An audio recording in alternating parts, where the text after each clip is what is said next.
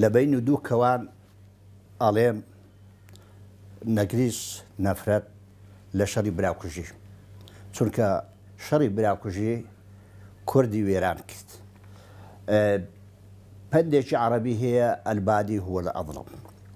دیارە هەمومان ئەزانین دوای ڕاپەڕینی 1991 دوای پێکهێنانی حکوومەتی هەرێمی کوردستان و پەرلەمانی کوردستان، دەوڵەتانی داگیرکەرانی کوردستان، ئێران و تورکیا و سووریا و عێراق گەلە کۆمەکیان کرد لەسەر ئەو ئەزمونەی کە لە هەرێمی کوردستان هاتوۆتە پێشەوە.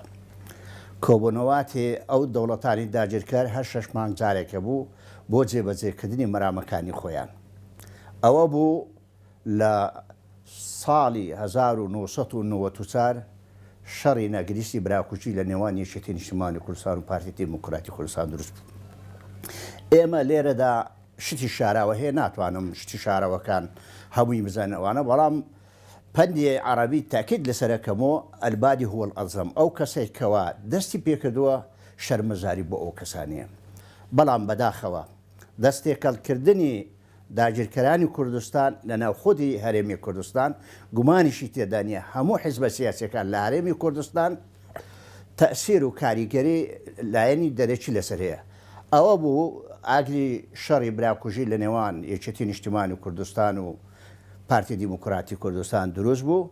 هەروەها لەو حاڵەتەش ئەگەر ملاحەزە بکەین لە سەرەتای ساڵی 93ەوە ئەتاکو ساڵی 1995 بەردەوام بزوتنەوەی ئیسلامیش هاوکار بوو لۆ پارتی دیموکراتی کوردستان کە لە هێزێکی کاریگەر بوو لە کاتی لێدانی لە یەکێتی نیشتیمانی کوردستان، بەڵام یەکێتی نیشتیمانی کوردستان بڕوا بەخۆن بەخۆی و بە ئیرادەی کۆمەڵانی خەڵکی کوردستان خۆی ڕاگەر توانی ڕۆژ بە ڕۆژ ئەو هەنگاوانەی هاوێشتێتی بۆ پاراستنی ئەزمموی هەرێمی کوردستان و بە پەرۆژشی لۆ خوێنی شەهیدان ئەو دەستکەوتنا بەدەستبێنێ.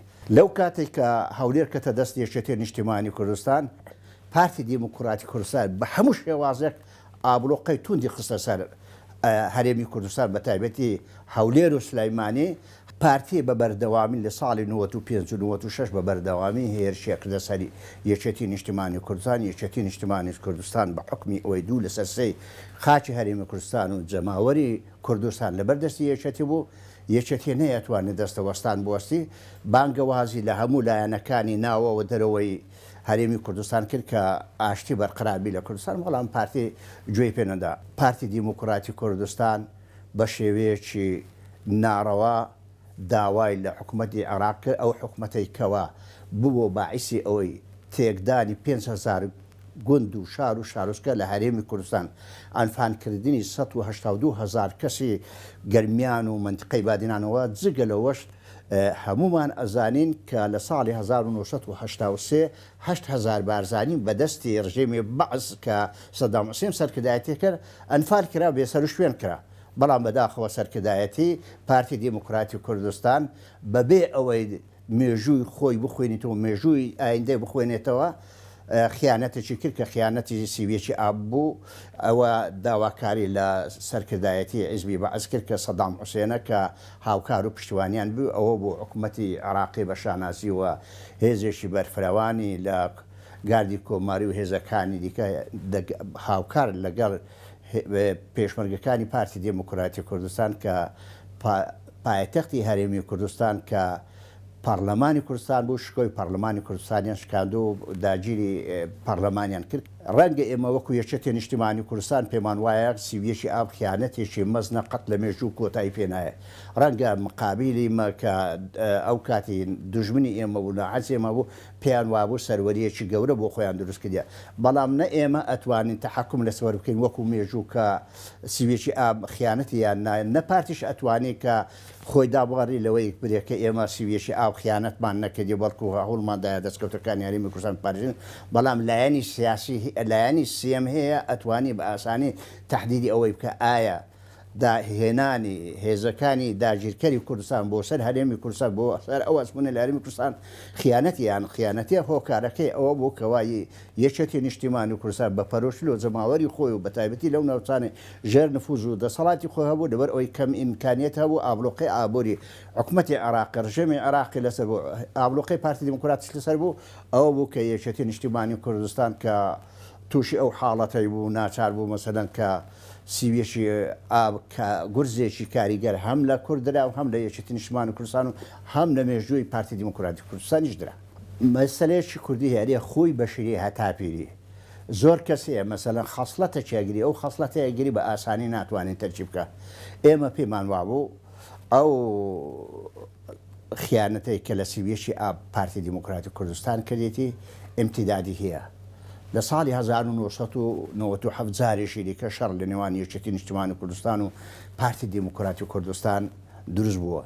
جارێکی دیکە نەکتەنا هێزەکانی داگیرکەری عێراقی هێنا سەر کوردستان بەڵام جارێکی دیکە داوای لە جەیشی تورکی کرد لە داگیرکەرانی تورکیا کە هێزی خۆیان بنێنە کوردستان بۆ لێدان و لە پێگەی یەکێتی نیشتیمانی کوردستان و هێزەکانی یەکێتی نیشتیمانی کوردستان هەموو خەڵک بە چاوی خۆیان دیتی بە تایبەتی لە منتیقەی سۆرانکەوە دەبابەکانی دەوڵەتی تورکیا بەرەو منتیقەی باڵەکایەتی و منتیقەی دۆڵی خانەقا و منتیقەی کۆریت و ئەو شوێنانە کەسون کە بۆ مای ئەوەی کە زەرەر و زیانێکی یەکجار چۆر بە هێزەکانی یەکێتی نیشتیمانی کوردستان بگەینێ ئەوەش ئەمە پێمان وایە لە چوارچێوەی خیانەتێکی نیشتیمانیە کە پارتی دیموکراتی ئێستاش لەگەڵ دابێ سەتا چلی خاچی پارێزگای دۆک لە ژێر دەسەڵاتی داگیرکەری تورکیایە چەندین سەربازگە و چەندین ڕەوایە و چەندین شوێنی دەستنیشان کردەوە لە ئەوەی لە پێگەی هەرێمی کوردستاندا.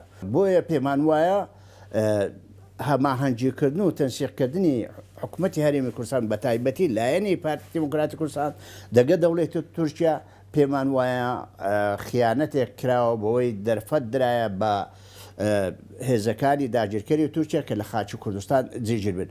سیویچی ئاب تاوان 26 ساڵ پێش ئێستا ئەمە گەورەترین خیانەتی نەتەوەیی و نیشتیمانی بەرامبەر بەگەلی کوردستان ئەنجامدرا لەلایەن پارتی دیموکراتی کوردستان. پارتی دیموکراتی کوردستان ساڵی 1996 دەستی لەگە ڕژێمی بەعەس تێکەر کرد کە ئەو ڕژێمەی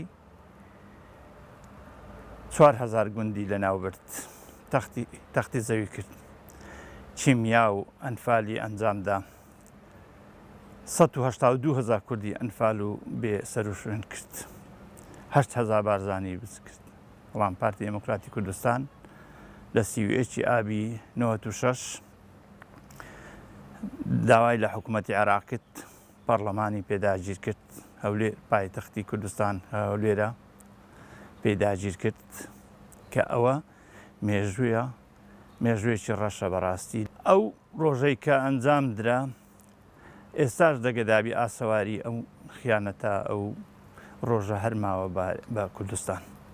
فەرم و کوردستان ئێستاش پەرلەمان دواخرێ هیچ ئەساسێک لە خزمەت گوزاری وەک پێویست نییە لە هەموو ڕۆژێەوە لەبەرەوەی زۆرینە و کمینە هەیە چونکە ئەو کاتەی بڵانسی هێزی گۆڕی بەچێ بە حیزبی بەعس بەو حیزبەی کە خاوەنی ئەنفال و جینۆساید و چیمیابارانی کوردستان بوو. بۆیە ئەمە لە مێژووی کورد بە گەورەترین خیانەتی مێژوویدا ئەندرێتن کە بەرامبەر بەگەلی کوردستان کتابی کە لایەنێکی کوردیش کە خۆی بە نیشتیمان پەروەرد بزانێتن ئەنجامیدا. ئێستاش ئاسەواری خۆسەپاندن بە هەولێرەوە هەیە هیچ کەسێک نەوێری داوای مافەکانی خۆی بکە ئازادی بکاتن بێتە سەرجادا دەنگی ناڕزایی هەڵبڕیتن بە شێوەیەکی دیکتاتۆرانە ئێستاش تەحەموول دەکەن چونکە ئەمە شانازی نییە بەڵکو ئەمە لە ڕووی مێژوویشەوە خیانەتی گەورەیە. ئەگەر ئەمڕۆژ لایەنێک بتوانێتن ڕێگری بکاتن لە باسکردنی ئەم مێژووە ئەم ڕۆژی سیویچی ئاب بەڵام مێژوو خۆی ناگۆڕێ و دووبارەشە بێتەوە و هەموو ئەوانەی کە ئەمیان ئەنجامدا زوو درەنگ بە ئەوەی خۆیانەگەن بە سزای خۆیانەگەن لەلایەن گەلەوە شانازی بەوەی بکەین حیزبی باسی دیکتاتۆر بێتن پایتەختی کوردستان و پەرلەمان داگیر بکە نەخێر ئەمەن شانازی نییە بەڵکەوە شەرمەزاریە. هەر کەسێک و لایەنێک بیوێتن ئەمە باس بکات دەست لەگە ڕژێمی باسی عێراقی تێکەڵکراوکە ئەو خیانەتێکی مێژوویە و ئەوە مێژوش تۆماری ئەکاتن بۆ داهاتووی گەلەکەمان. هاتنی تورکیا و داگیرکردنی تورکیای بەشێکی کوردستان ئێستا بەڕاستی ئەمەش هەر بە خیانەتە هەژمارەکرێتن ئێمە پێمان خۆشببی پێمان ناخۆشببی خیانەتێکی مێژوویە بۆیە کورد هەر کووردە لە هەر پارتێکی کوردستان بێت لە ئێران بێت تورکیا بێت سووریا بێتن ینی کوردە و پێویستە دیفاع لە هەبوونی کورد و نەتەوەی کورد بکرێتن بۆیە پێویستە بەڕاستی ئەگەر تا ئێستاش بکرێتن بە خۆیان دابستنەوە